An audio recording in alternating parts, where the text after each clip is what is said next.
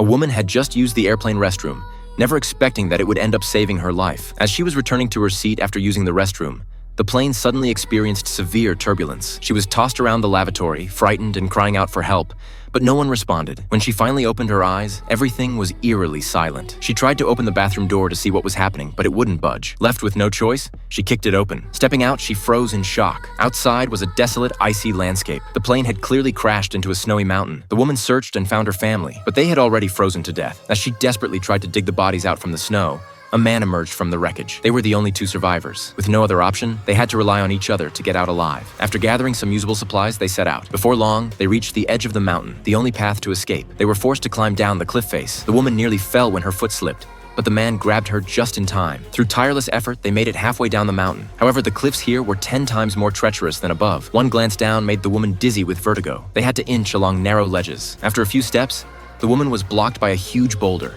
Paralyzed with fear at the sight of the drop, the man reached out to help her across. Though her legs trembled, the will to live drove her to take the risk. She made it across successfully, but as the man tried to move forward, he realized there were no more rock ledges. They were stranded on the mountainside with no way forward or back. At the critical moment, the man suddenly had an idea. Without hesitation, he leapt off the cliff. Due to copyright limitations, this story can only be shared up to this point. The film is called Survive.